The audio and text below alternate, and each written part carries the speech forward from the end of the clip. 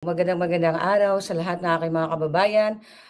Ayan, talaga namang ngayon nakikita nyo kasama natin si Mama Hanelet kung saan nandito po kami sa The Hague pa rin at napagbigyan tayo ng pagkakataon na makasama siya ngayong araw na ito. Kaya ma'am, thank you so much at kumusta po yung inyong pag-visit? Ilang days na po kayo dito?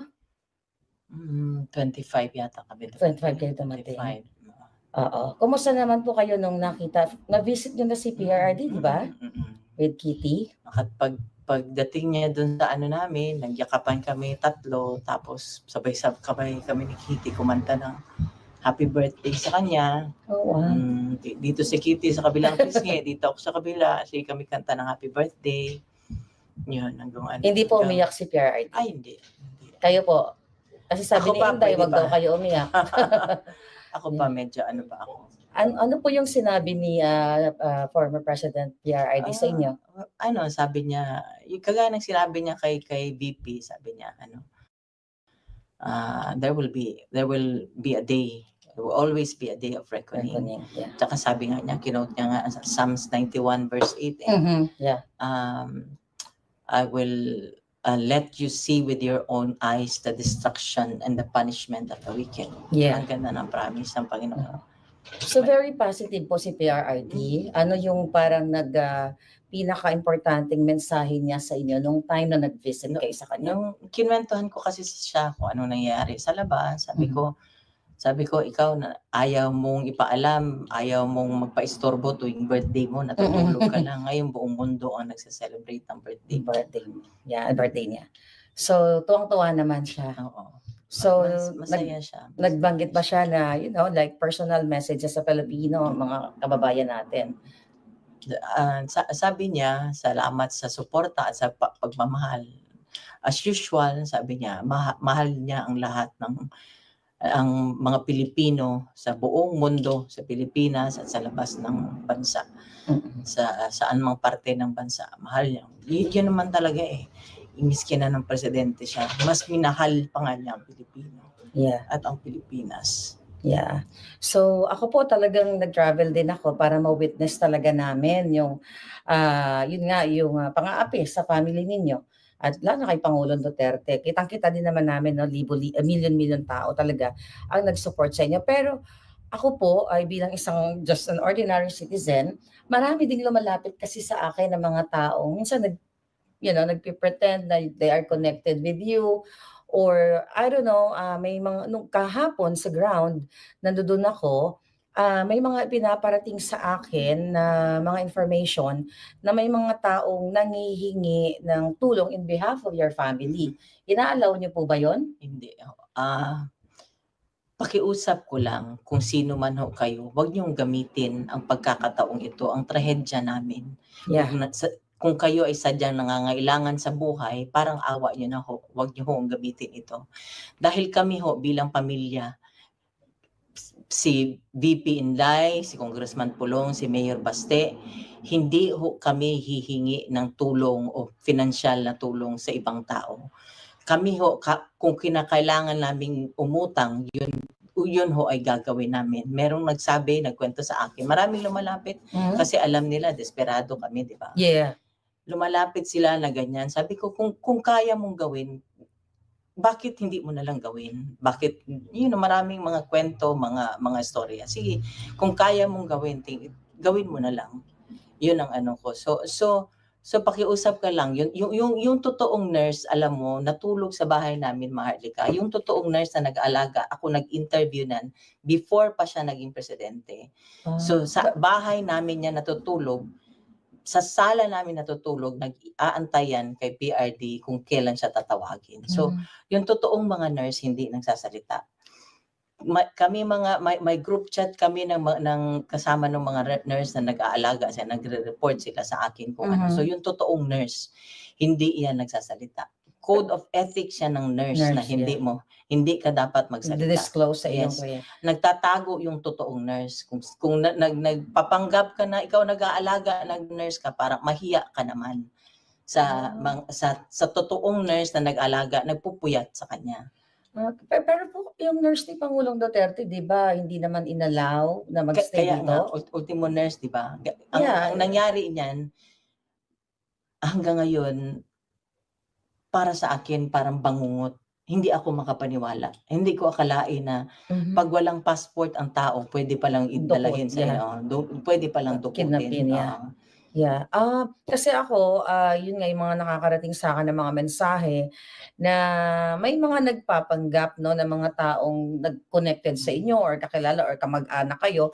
Ay, yung iba hindi ko naman talaga kilala, kayo lang naman ang kilala kong mga relatives niya. So ang sa'kin lang ma'am, pinararating ko lang sa inyo kasi sa akin din may lumalapit kahapon nga po may mga nag-aabot ng mga, what do you call it, mga sobre, mga birthday cards.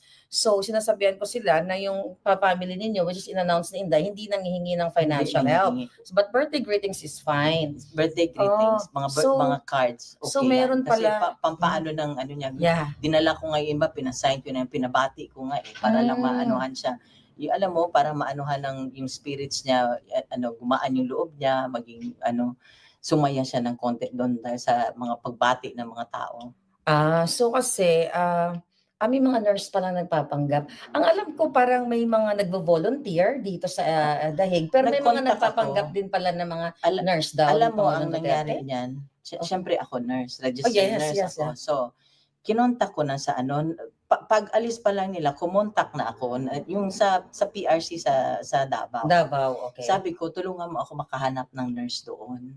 Dito. Sabi ko, oo, sabi ko, whatever na i-remit, ano bang wire transfer Wire ko ang transfer yung sweldo ko. sweldo. Ang sweldo niya papunta dito. Siya nakakontak ako, Mhm. natawagan ko, ma'am, ganito. It turned out, wala lahat, bawal lahat. Ultimo yung nurse na personal nurse niya na before siya tumakbo ng May presidente uh-huh. na in-interview ko. Kasi mabuting tao yun, Uh-huh. mapagkatiwalaan mo talaga. When it comes sa pera, mapagkatiwalaan mo. Mm. Hindi pinasama. Kaya nga nung tinawagan ko na, alam ko naka-landing na, Mhm. tinawagan ko siya, nag-iyakan kami, "Ma'am, hindi kami pinasama." Hmm. Yun ang ano. So, Ah, so yun kami nga ni para lang mapaano ko sa inyo na ang pamilya namin hindi ho manghihingi o magso-solicit sa inyo ng kahit na anong financial na tulong. mm. Kami nga ni VP Inday nagtutulakan. Nung nasa Davao pa ako, sinabihan ko na si Inday. Sabi ko, bigyan mo ako ng magpadala ako. Paano ko ipadala?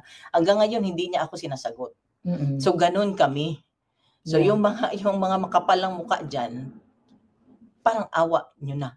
Parang awa nyo na. Parang awa nyo na. Yeah. Yun. So, for the record, mga kababayan, wala pong, nurse si Pangulong Duterte dito sa Dahig except yung nandodoon sa ICC kung sino man yung assigned ng, institution, tama po ba? Hindi ko talaga alam, malabo ang ng sa loob. Hindi ko alam, marami akong hindi alam. Uh-huh. Pati sinasabi lang nila ganito. Basta ako, sinabi ko lahat, anong sitwasyon niya, sinabi ko lahat kasi medical, medical history niya, kung Yes, ano ang niya, yun lang ang kaya kong sabihin. ibigay sa Pero yung sila ang magbigay, yun ang mahirap kasi sila ang hindi nagbibigay ng kung ano ang information. Yun ang Pero yung, medical history ni PRRD na i-forward na sa kanila lahat, tama ba sa ICC? Inaasikaso ng mga lawyers yata. Inaasikaso kasi kailangan, sino bang 80 years old ang hindi Nangangailangan ng healthcare, yeah, ng kalinga. medical Yes, attention medical or attention. whatever, di ba? 80 Oo. years old sino bang hindi nangangailangan yan? Alam niyo natuwa ako kasi I was there 'no, na nagsasalita si Inday sa taong bayan na nagkakasundo kayo dahil sa schedule kung paano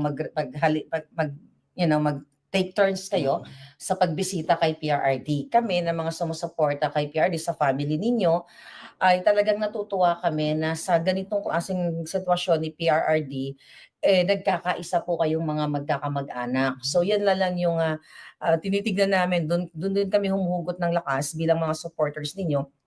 At ako naman nasa dahil, for the first time na narinig ko sa inyo na mayroon palang nagpapanggap na mga nurses or whatever kay PRRD. So sana wag naman gawin yon. And, alam ba ni PRRD po yun, yung mga ganong issue? Hindi niya na alam yun. Huwag na natin Hindi sabihin. ko na I tried, hindi ko na sinabi sa kanya anong situation after na umalis siya. Kasi talagang harassment. Yeah. Ako doble ang trauma ko nung sa Manila, pati yung sa Davao. Doble talaga ang trauma ko. So my daughter was not in Davao at the time. Yeah. After na. So grabe, doble talaga trauma ko. Yeah. So we're here for you, Ma'am Hanilet. Gusto ko lang, i-inform sa ating mga kababayan. So far, ano po yung, nasang stage kayo ngayon? Na-accept nyo na ba totally na napakidna o inabdak ang Pangulo? Reality na yun eh. Wala siya sa amin eh. Ang ano na lang namin talaga, pinangawakan namin. Dasal na lang kami ng dasal. Dasal na lang ako ng dasal. At saka ang promises ng Panginoon, yun na lang. Yeah. Yun na lang talaga. Yeah. So, sana po talagang lakasan niyo yung loob ninyo kasi nakita niyo naman na milyon-milyong Pilipino ang nagmamahal sa inyo. May mga death threats po ba kayo so far? May So mga wala naman. Wala naman. Pero yun na nga, marami sila eh, kami lang eh. Yeah. Sa Pilipinas po ba yung mga, I believe, 'di ba, parang medyo tinakot kayo noon, nakakasuhan and everything. Then later on, niretract inurong nila. Ang bahay namin, susulungin daw. Kaya hanggang ngayon, ever since na dumating ako galing from Manila, hindi ako nakakatulog sa bahay namin. Oh my Kasi God. sabi ng ano ko, papalipat-lipat ako. So, I spared my daughter from such. And then, yung isa nang maliit na bata namin, pinaano ko muna sa iba. Pinatira ko muna sa iba. So talagang nagdulot ng traumatic experience yung nangyari sa inyo. So paano niyo po nilalabanan yung ganitong klaseng feelings, emotion na may takot syempre at yung mga pagigipit na ginawa talaga not only sa inyo, lalo na kay PRRD na na-witness niyo po talaga, ma'am? Alam mo, ito na lang inaano ko, Marlica. Tao lang sila, may Diyos kami. Yeah. May Diyos kami. Yeah, tao lang sila, may Diyos tayo na nagbabantay at maghusga sa kung ano man ang sabi nga ni PRD, this is only temporary. Yeah. So I hope talagang mapauwi na natin si PRRD. So yung mga lawyers naman, ginagawa naman nila yung dapat nilang gawin. And very positive po ba si PRRD nung time na nanonood kayo sa loob? Sobra. Mas siya. Hindi mo basta-basta Nagjo-joke pa rin siya, ma'am? Nakasmile pa rin siya. Nakasmile pa rin siya. Kasi pa rin niya yung kasi may mga guards doon eh. So all my friends. Mga friends niya yung mga guard, talagang parang yung pagiging ni Pangulong Duterte palabiro, na-apply niya doon sa mga guard na. Saka mas siya nung nakita mo nung during the time doon sa Villamor. Yeah. Hindi pa ni Kitty ang emotional. Siya, kung kausapin niya yung mga hindi niyo ako kalaban, Adre. Narinig po na. Hindi niyo ako kalaban. Ganun lang niya, Adre, ikwento, makinig ka. Ganun lang niya. Pero ma'am, ano yung feeling, ano yung nakita niyo doon balik tayo doon sa Villamor na, yung mga police ba, talaga bang parang sila, yung gusto nila yung ginagawa nila na gipitin ang kanilang dating hindi ko alam kasi it's masyadong subjective yan eh. Sila na yan eh. Pero kasi may mga lumalabas sa video na yung ibang mga police may lumalabas lang na pero still nandun sila, di ba? They implemented it. Yeah. Tumulong sila. They're part of the they're accomplices sila ng pagginap niya. Pero yun nga, which is grabe po talaga yung pagigipit sa atin lahat tayo, kasi ako ginigipit din ako, pero mas dito na pag-uusapan na international na nakikita talaga yung pagigipit kay Pangulong Duterte. At nakita din yung impact sa buong mundo kung paano siya pinrotektahan. So, panghuli na lang po, ano yung gusto nyong ibuhos na mensahe sa ating mga kababayan, yung mga gumagamit sa pangalan ninyo, yung mga nagsusolicit, yung mga sumusuporta? May nakausap na akong isa, kasi ako, Marlica, prangka ako eh. I can tell Sabi po. ko, sabi ko, pinandilatan ko nga ng mata eh, kung I mean, kung meron kayong magagawa, bakit hindi niyo na lang gawin? Mm. 'Di ba? Sige, kung meron kayong magagawa, sabi ko nga, sa abot ng aking makakaya, sige. Kasi lahat naman may ano eh, kailangan may kabayaran, 'di ba? May Yes, monetary yes, ano. yes. Sabi ko, sa abot ng aking makakaya, kung kailangan ko umutang, 'di ba? Yeah. So, yun ang ano ko na sana wag silang tumigil, dasal at suporta, wag niyong tigilan kasi nakita niyo naman ang ginawa niya para sa Pilipinas at para sa Pilipino. Yeah. So, kung sa Binisaya pa kasi mas mabigat hangyo ko o nakikiusap ako, para niyo na hong awa. Tulungan niyo po kami sa dasal, sa lahat po kung ano pong pwede nating gawin na maibalik ko siya sa amin. Wala na ho siyang gusto nga sa buhay. Gusto na at 80, gusto na lang niyang mamahinga. Yeah. Gusto na lang niyang mamahinga. Dun po sa lahat ng family ninyo na sumusuporta sa inyo at yung mga nagpapanggap na family. Doon lang ako sa message ko lang sa family lang kasi Family lang. kami sa family na lang na sabi ko nandiyan kami, nagtutulungan kami, may group chat sila Kitty at mga kapatid niya. Pagka kami lang talaga, wala kaming kung may narinig ako na may isa sa kapatid ng anak ko medyo naanuhan ng loob. Sabi ko naki-encourage mo na. Sabi ko kailangan matatag tayo ngayon. Lahat. Umiyak man tayo, kailangan natin lumaban. Kailangan natin siya ipaglaban. Pero nakakabilib po si Kitty talagang yung tapang niya, nakita namin Kasi ako, nakikita ko lang si Kitty sa mga reels, she's young and sweet. Pero nung nakita namin kung paano inabdak ang Pangulo, kung paano kayo ginipit doon, nagpakita siya talaga ng kanyang pagiging firm, matapang na bata at young age at may paninindigan. So as a mother, paano niyo po ba, brief and concise lang, sa amin, si Kitty, i-describe? Sabi ko nga noong pa yan, sabi ko, surrender ako sa anak ko kasi kaugali siya ng tatay niya. Okay. So sabi ko nga sa loob, sabi ko sa papa niya, sabi ko, you'll be proud of her kasi talagang kaugali siya ng tatay niya. Wow. Kaugali siya ng tatay niya. Kitang-kita naman namin. So, ayun. So, sa mga sumusuporta po sa inyo, ma'am, sa lahat ng mga taong hanggang ngayon patuloy na nag-gather, nag-celebrate post-birthday ni PRRD, mensahe niyo po, panghuli na lang. Maraming salamat sa inyong lahat. Alam ko nagdarasal kayo.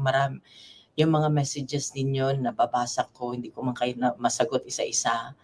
Pero ito lang ang hiling ko, wag ho tayong tumigil. Kasi hindi naman hindi ako pwede mag-give up. Hindi tayo pwede mag-give up.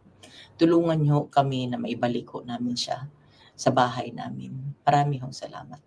Ay, habol na lang po. So, wala pa po kayong plano kung kailan kayo babalik o magsistay kayo dito habang nandito si PRRD? Pinag-usapan pa lang.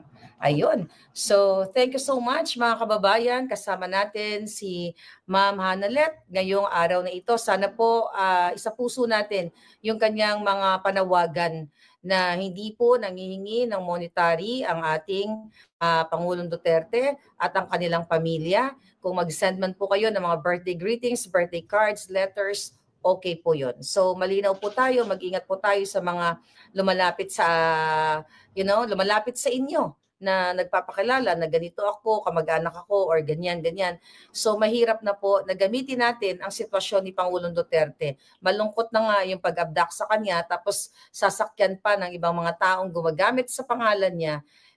Hindi po tama yon. At ayaw ni PRRD na ganun. Kung talagang totoong love niyo ang PRRD dahil sa kanyang mga ginawa sa bayan natin, wag po natin siyang gamitin. So maraming salamat, Ma'am Hanalet, sa inyong pagbigay ng kahit busy kayo.